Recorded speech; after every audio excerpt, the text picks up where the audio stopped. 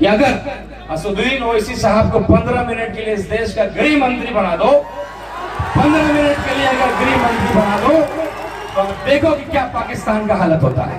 उस सांसद को जवाब देने के लिए तैयार है जिसने कहा था कि ढाका मिनी पाकिस्तान है। हिंदुस्तान, हिंदुस्तान, हिंदुस्तान। हिंदू भाई का अस्सलाम वालेकुम व रहमतुल्लाह व बरकातुहू कबूल करें। और सबसे पहले मैं ढाका की जितनी मेरी माताएं और बहनें बैठी हैं, मैं उनको प्रणाम करना चाहता हूं, धन्यवाद देना चाहता हूं। और तमाम मेरे गार्जियन, अभिभावक यहाँ उपस्थित हैं सुबह 10 बजे से, तो मैं आपको तहे दिल से शुक्रिया अदा करता हूँ। और एक बार चाहता हूँ कि एक बार आप अपने लिए ताली बजाएं। ये इंतजार हम लोग पिछले 1 साल से कर रहे थे। हम लोग के शेर, हम लोग के लिए गर्व का विषय, हमारी पार्टी, हमारे देश के लिए एक मिसाल कायम करने वाले ऐसे हमारे सदर बैरिस्टर असदुद्दीन ओवैसी साहब का आगमन हुआ, जिसकी प्रतीक्षा हम लोग पिछले 1 साल से कर रहे थे। आज ये मुकम्मल हुआ। इस सब के लिए आप सब लोग इस आज के दिन के लिए बधाई। और एक क्रांतिकारी दिन, एक ऐतिहासिक दिन। हर पार्टी के लोग, हर इलाके के लोग, बड़े बड़े नेताओं, चूंकि चुनाव भी सर पे है, ये चर्चा का विषय बना हुआ है कि ढाका में जो जलसा होने वाला है इसके बाद क्या होगा, इसके अगल बगल जो विधानसभा है उसका समीकरण क्या बनने जा रहा है, इसकी चर्चा हर चौक चौराहे पे हो रही है। एक मैं आपसे आग्रह करना चाहता हूं, कुछ साल पहले आपकी एक सांसद थी जिन्होंने कहा था कि ढाका मिनी पाकिस्तान, आप सबको याद होगा। तो मैं ये चाहता हूं कि वो सांसद या उन सांसद के जो लोग हैं उन तक ये आवाज जाए, जितना एक एक हिंदू यहाँ का हिंदुस्तानी है, इस देश भक्ति का जो है एक मुजाहरा हम लोग पेश करें। मैं हिंदुस्तान कहूंगा, आप जिंदाबाद करेंगे। कोई भारत माता की जय कहता है, कोई हिंदुस्तान जिंदाबाद करता है, कोई अपने अंदाज में अपने देशभक्ति को अपने सामने पेश करता है। सबका अंदाज अलग है, लेकिन देशभक्ति वही है। तो मैं एक बार ढाका के आवाम से आग्रह करता हूं कि मैं हिंदुस्तान कहूंगा, आप जिंदाबाद करेंगे। और ये गिनती जो है हम लोग गिनने का प्रयास करेंगे, कितने लोग हम लोग उपस्थित हैं। आप लोग तैयार हैं? उस सांसद को जवाब देने के लिए तैयार है जिसने कहा था कि ढाका मिनी पाकिस्तान है। हिंदुस्तान, हिंदुस्तान, हिंदुस्तान। हमारे अपने भी मसले हैं। आज हम तिरंगा लेकर के आए हैं, 2 दिन पहले हम काला झंडा लेकर के आए थे। वक्फ बोर्ड को लेकर के जो बात, जो संविधान का उल्लंघन करते हुए फ्रीडम ऑफ रिलीजन और राइट ऑफ इक्वालिटी, इसकी बात हमारे सदर कहते हैं, जो बैरिस्टर भी है, मुझे लगता है जितना अध्ययन वक्फ बोर्ड करके लेकर के किया है हमारे बैरिस्टर साहब ने, उतना किसी ने ही नहीं किया। तो काला झंडा भी हम दिखाएंगे। और जब वक्त आएगा, जब हमारे दुश्मन ये चाहेंगे कि कश्मीर में धर्म के आधार पे हमारे भाइयों को मारेंगे और मार करके पूरे भारत में हिंदू मुसलमान की लड़ाई करा करके, क्योंकि पाकिस्तान के पास ऐसा कोई ताकत नहीं है कि वो हिंदुस्तान का मुकाबला कर सके। केवल एक ही उन्होंने सोचा कि हिंदू मुसलमान करके हमें आपस में लड़ा करके हमारे देश में जहर फैला करके वो हमें हरा देंगे, हमें बर्बाद कर देंगे। लेकिन हमारे सदर असदुद्दीन ओवैसी साहब जैसे नेता, हिंदू समाज के भी कई नेता, उन्होंने आकर के पहल किया और फिर से ये साबित किया कि एक एक मुसलमान इस देश का उतना ही भक्त है। पुराना इतिहास है, इंडिया गेट पे आपका नाम दर्ज है। आपकी जनसंख्या तब भी कम थी, लेकिन जितना जनसंख्या आपके इंडिया गेट पे लिखा हुआ है, आपके शहीदों का नाम लिखा हुआ, दोबारा नौबत आएगा तो ढाका नहीं पूरे देश का एक एक मुसलमान सीने पे गोली खाने के लिए तैयार है। तो आज जब देश की बात आएगी, बाहरी से लड़ने की बात आएगी, आतंकवाद से लड़ने की बात आएगी, तो हमारा पूरा देश याद रखेगा, एक रहेगा और मुकाबला करेगा। ये जो कार्यक्रम का नाम हम लोगों ने रखा, जिसका नाम हम लोगों ने रखा आतंकवाद के खिलाफ ओवैसी साहब का जिहाद। जिहाद शब्द एक उर्दू का बड़ा खूबसूरत शब्द है, जिसको हम अक्सर लोग गलत तरीके से इंटरप्रेट करते हैं। जिहाद का मतलब लफ्ज जिहाद, गलत तरीके की बातें। जिहाद का असली मतलब होता है किसी भी नाइंसाफी के खिलाफ लड़ना, संघर्ष करना, कुछ गलत हो रहा हो उसके खिलाफ संघर्ष करना, तो एक जिहाद है। जिस तरीके से हमारे सदर पाकिस्तान को जवाब दे रहे हैं, एक एक बात कह रहे हैं, वो हिंदुओं का भी गर्व से सीना फूल रहा है। वक्फ बोर्ड की बात आएगी, मैं एक हिंदू समाज का लड़का हूं। जब मैं अपने मंदिर में, मैं हिंदू होकर के जब मैं अपने मंदिर में किसी को कबूल नहीं करूंगा, किसी मुस्लिम भाई को, तो मैं कैसे अपने मुसलमान भाइयों के जमीन पे और वक्त पे कहूंगा कि आप हिंदुओं को रखिए? तो बिल्कुल नाइंसाफी है। हम आपके साथ खड़े हैं उस मसले पे। एक एक हिंदू जो किसी पार्टी का सर्टिफाइड हिंदू नहीं है, एक सेकुलर हिंदू है, जिसने ये कसम लिया है कि भाई देश की एकता को बचा करके रखेंगे, किसी पार्टी के लिए अपना राजनीतिक रोटी सेकने के लिए हम उसके लिए इस्तेमाल नहीं है। मैं चुनाव लड़ा लोकसभा का, आप सबका मुझे बहुत साथ मिला।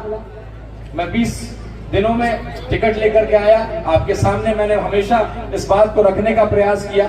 कई लोग इल्जाम लगाते हैं कि मेरे भाई भाजपा से आते हैं। मैं 20 दिनों में अपने आप को साबित नहीं कर पाया, शायद इसलिए चुनाव में अच्छा वोट होते हुए भी कहीं ना कहीं हमारे संगठन कमजोर था, सीमांचल के बाहर हम उतने मजबूत नहीं थे, तो थोड़ा सा संगठन और हमारे लोग बिखर गए। 20 दिनों में मैं समझा नहीं पाया, लेकिन पार्टी ने मेरे समर्पण को देखा, मेरे त्याग को देखा, मेरे संघर्ष को देखा। हमारे बिहार के सदर अख्तर उल ईमान साहब, जिनको हम लोग आदर्श मानते हैं, आज सिद्धांत विहीन राजनीति में एक ऐसा व्यक्ति आपके बीच बैठा है जिसको करोड़ों रुपए का ऑफर मिला, मंत्रालय का ऑफर मिला, लेकिन उस व्यक्ति ने ठोकर मार दिया मंत्रालय को और उस पद को।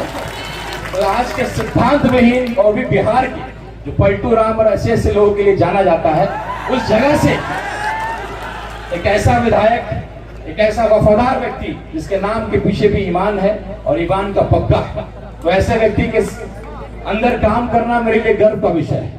कई लोग मुझसे सवाल करते हैं कि भाई आप क्या कर रहे हैं, आप तो सियासी परिवार से आते हैं, सीताराम बाबू आप सब लोगों से जुड़े रहे, लंबे टाइम तक आपके मंत्री रहे, सांसद रहे, तो कई लोग मुझसे सवाल करते हैं कि आप बेवकूफी कर रहे हैं, आप क्या कर रहे हैं। तो मैं उनको यही जवाब देता हूं कि आप वक्त का इंतजार करिए। मैं सियासी परिवार से आता हूं, मैंने इस पार्टी की ताकत को देखा है।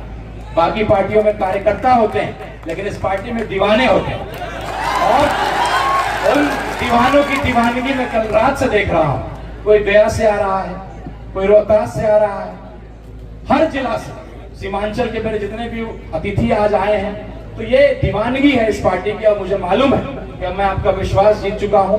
मैं आपके लिए लगातार काम कर रहा हूं, चाहे लहन ढाका का मुद्दा हो, जहां पूरे गांव के साथ अन्याय किया जा रहा है, उसका सवाल लहन ढाका किसी ने उठाया तो अख्तर उल ईमान साहब ने उठाया। एक दलित के बेटे को बिजली विभाग ने प्रताड़ित करके उसका सुसाइड करा दिया, उसका मर्डर हो गया गलत बिजली बिल वसूलने के क्रम में, उसका सवाल किसने उठाया? अख्तर उल ईमान साहब ने उठाया।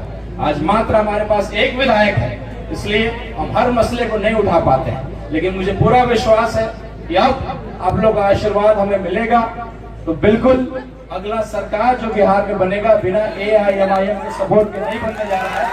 4 विधायक हमारे थे, 4 को आपने, 5 विधायक थे, 4 को आपने तोड़ा है। विधायकों को तोड़ा था, कौशिक भाई हमारे उपस्थित हैं, तो आपने विधायकों को तोड़ा, जनता को नहीं तोड़ा। और हमारे बड़े भाई आदिल हसन साहब, हमारे यहाँ के अभिभावक नसीम अख्तर साहब, मैं उनको धन्यवाद करता हूँ कि आपने मुझे इस पार्टी में जोड़ने का काम किया। मैं इस पार्टी के भविष्य को देख रहा हूँ। बिहार की राजनीति करवट ले रही है, बदलाव होने जा रहा है, एक नया समीकरण जो है गढ़ रहा है बिहार, जिसमें सभी जाति धर्म को लेकर के चलना है, लेकिन एक नया समीकरण बनाने का प्रयास हम लोग कर रहे हैं। जैसा हमारी पार्टी का नारा है, जय भीम जय भीम, और साथ में हम लोगों ने जय राजपूताना को भी जोड़ने का प्रयास किया है, क्योंकि राजपूत समाज भी आज प्रताड़ित है। आज एक भी मंत्री नहीं बनाया गया है, इतने सारे सांसद बिहार से हैं। तो निश्चित रूप से मेरे राजपूत भाई और जो मेरे हिंदू समाज के लोग हैं, जो राजनीति को समझते हैं, राजनीति और चुनाव जीतने के लिए समीकरण की जरूरत पड़ती है, तो निश्चित रूप से अगर आप किसी की सेवा करते हैं, उसके दिल में जगह बनाते हैं, तब जाकर के चुनाव में आपको मेहनत करने की जरूरत नहीं पड़ती। वो परिवार बन करके वो आपके लिए काम करता है। ये वक्त आप लंबे टाइम से इंतजार कर रहे हैं, मैं आपके घर का बेटा हूँ, आपका भतीजा हूँ, हम तो रूबरू होते रहेंगे, हम लोग बात करते रहेंगे। मैं चाहता हूँ कि मैं अपना समय भी अपने सदर साहब को दूं।